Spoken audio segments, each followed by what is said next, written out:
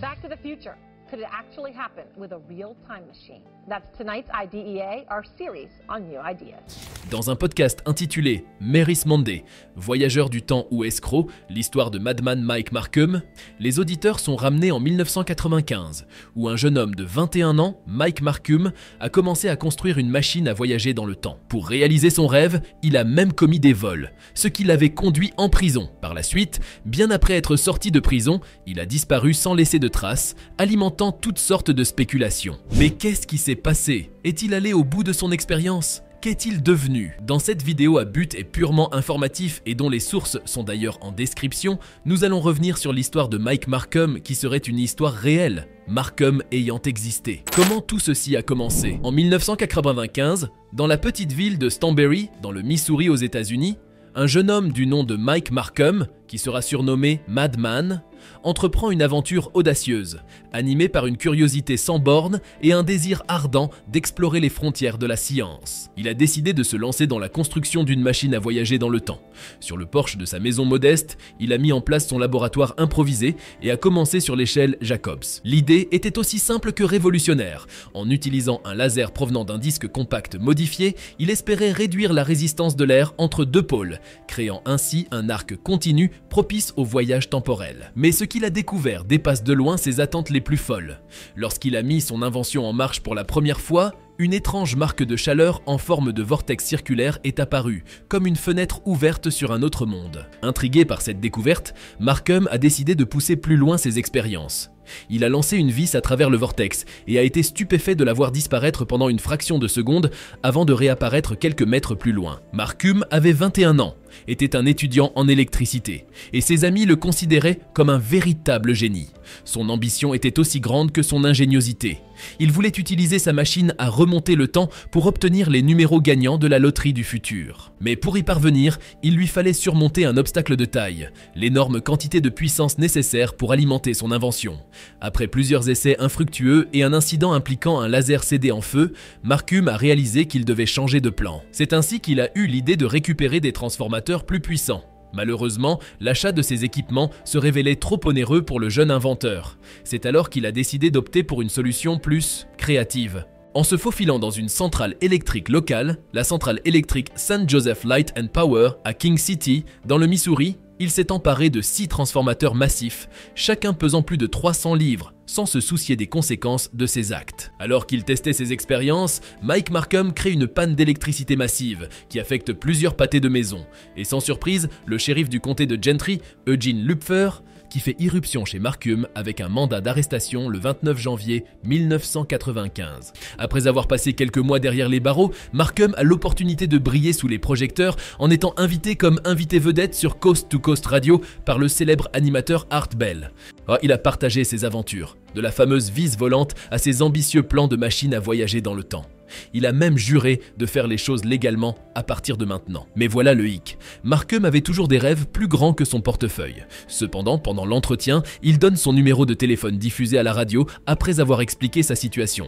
À partir de là, les appels n'ont pas cessé pendant 3 jours. Grâce à la générosité de ses auditeurs, qui voulaient aussi partager des idées avec lui, Marcum a pu repartir à l'aventure avec son projet de machine à remonter le temps encore plus gros que le précédent. Cette fois, le moteur avait un peu plus de mordant, passant d'un simple kilowatt à un impressionnant 3 mégawatts. Pourquoi un tel bond en avant? Eh bien, Marcum avait une idée pour le moins originale, tester la machine sur lui-même. Et ce n'est pas tout. En véritable bricoleur de génie, Marcum a décidé d'ajouter une touche militaire à son invention en intégrant un champ magnétique rotatif inspiré de l'expérience légendaire de Philadelphie. Il s'agit en effet d'une expérience sur laquelle nous avons déjà fait une vidéo, qui va vous faire découvrir des vérités cachées au grand public depuis des années. Une vidéo que je vous propose fortement de suivre. Selon Marcum, les champs magnétiques rotatifs sont non seulement plus efficaces, mais aussi plus efficients. Un an plus tard, Art Bell invite de nouveau Mike Marcum.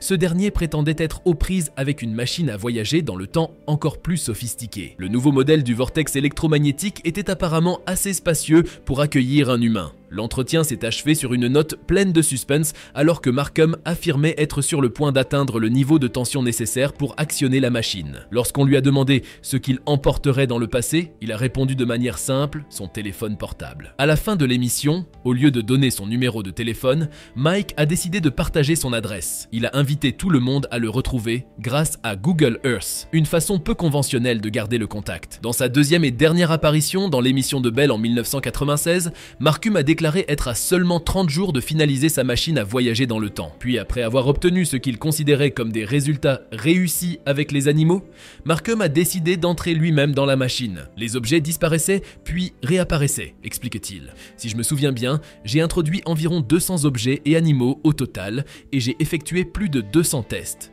En 1997, Mike Markham a mystérieusement disparu sans laisser de traces.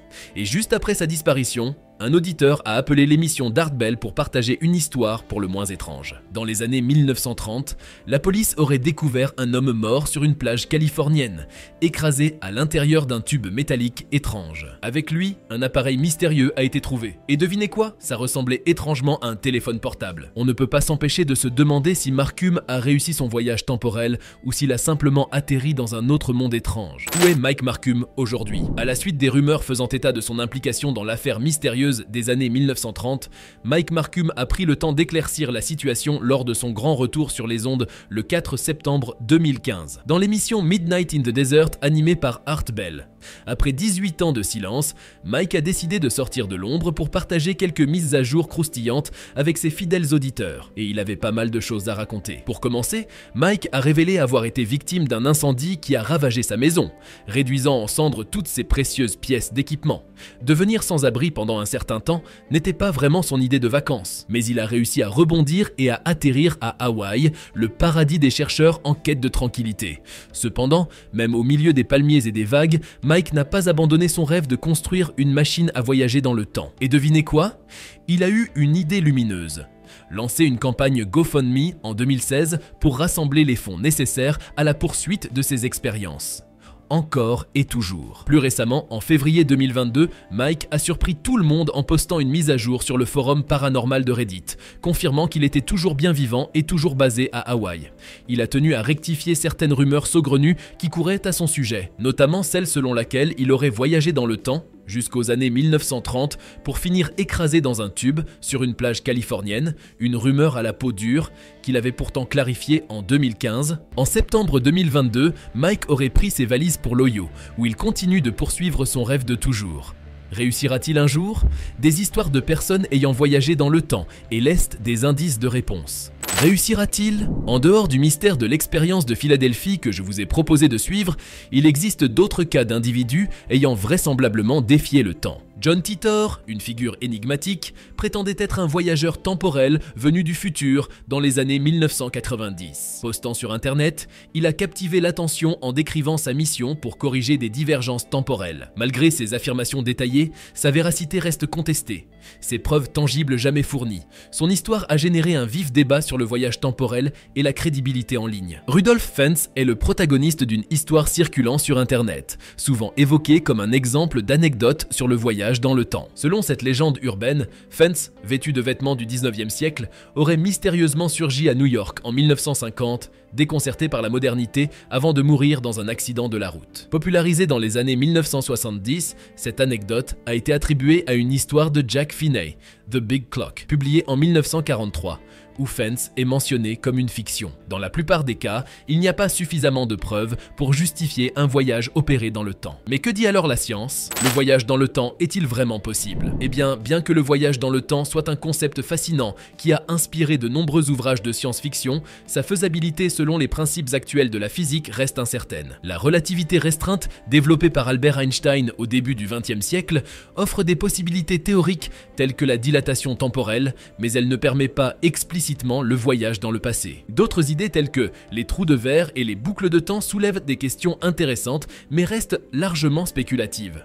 Dans l'état actuel de nos connaissances, le voyage dans le temps demeure plus un sujet de réflexion philosophique et de spéculation scientifique que quelque chose de réalisable technologiquement. Mais qui sait, peut-être que quelqu'un trouvera bientôt la formule pour le voyage temporel. Qu'en pensez-vous? Nous venons ainsi à la fin de cette vidéo.